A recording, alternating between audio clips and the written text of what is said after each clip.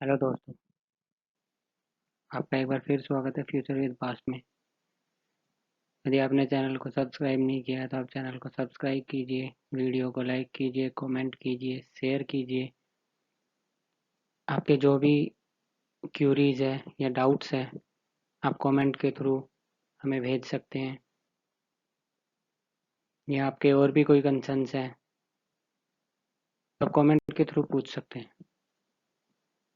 आपका एक बार फिर स्वागत है फ्यूचर विद पास्ट में। आपको पता है कि हमारी 1857 रिवोल्ट की सीरीज चल रही है, अभी 1857 की सीरीज।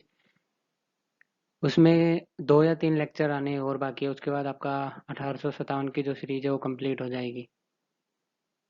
आपको फिर और कहीं से पढ़ने की ज़रूरत नहीं पड़ेगी 1857 रिवोल्ट के टॉपिक को।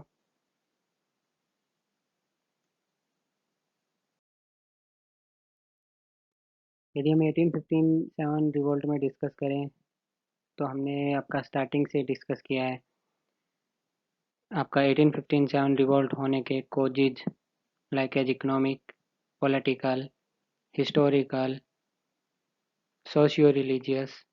उसके बाद nature of the revolt discuss किया है।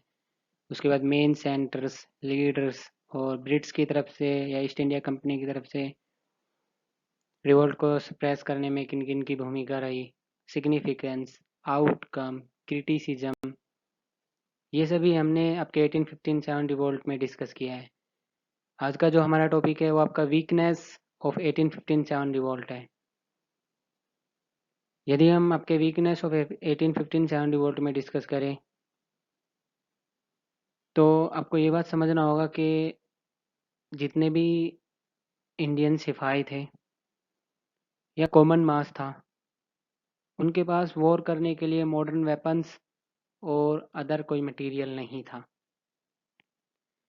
जिस से वो वॉर लड़ रहे थे वो आपके स्पाइक्स, सोर्ड्स, इन सब के तीर, बर्छे, भाला, तलवार, इन सब चीज़ों से वो वॉर लड़ रहे थे। उसके बाद यदि हम सेकंड पॉइंट डिस्कस करें तो जो विद्रोही थे उनके पास कोई कॉमन एक्शन प्लान नहीं था और ना ही सेंट्रलाइज लीडरशिप थी like as East India company.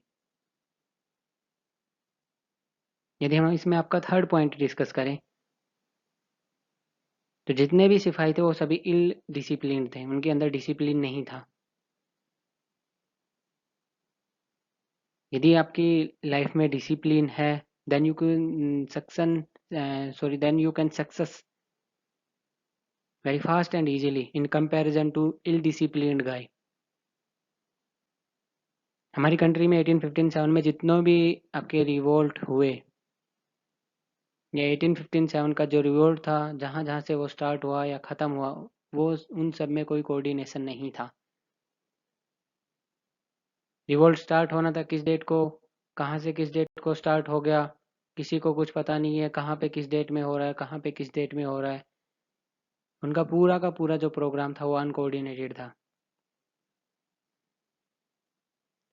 उन लोगों को या जो 1857 के जो विद्रोही थे उनको ये बात नहीं पता था कि यदि हम ब्रिटिश को इंडिया से भगा देंगे, ईस्ट इंडिया कंपनी को इंडिया से एलिमिनेट कर देंगे तो फिर हम उसके बाद प्लान ऑफ एक्शन क्या है। मीन्स यदि ईस्ट इंडिया कंपनी को वो भारत से एलिमिनेट करने में कामयाब हो जाते तो फिर कौन सी पावर इंडिया के ऊपर रूल करेगी।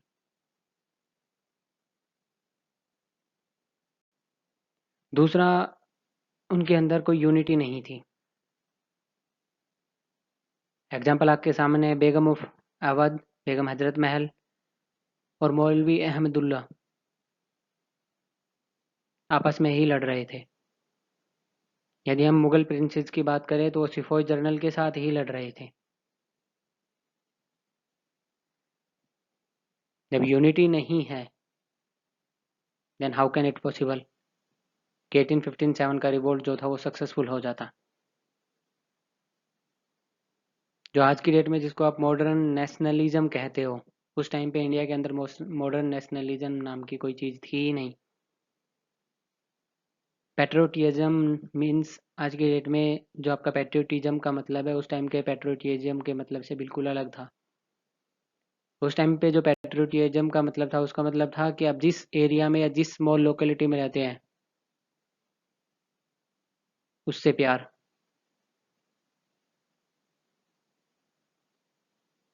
1857 रिवॉल्ट के बाद लोगों के दिमाग में आता है कि हम एक कंट्री में रहते हैं।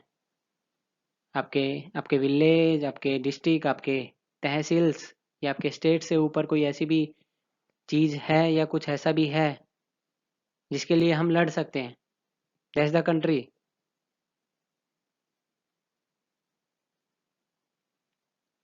1857 रिवोल्ट की वीकनेस जो मेन थे वो आपके यही हैं। ऑलमोस्ट क्या होता है कि अब आपके जो पॉइंट थे वो ओवरलैप होना स्टार्ट हो गए हैं।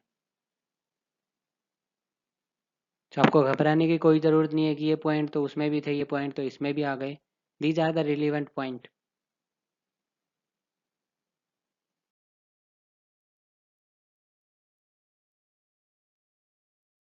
आज का लेक्चर यहीं ख़त्म होता है। आपका बहुत बहुत धन्यवाद फ्यूचर विद पास्ट के साथ जुड़े रहने के लिए। यदि आपने चैनल को सब्सक्राइब नहीं किया तो चैनल को सब्सक्राइब कीजिए, वीडियोज़ को लाइक कीजिए, शेयर कीजिए, कमेंट कीजिए। आपकी जो भी क्यूरीज या डाउट है वो कमेंट के थ्रू आप हमें पूछ सकते हैं। Thanks for watching. Have a great day.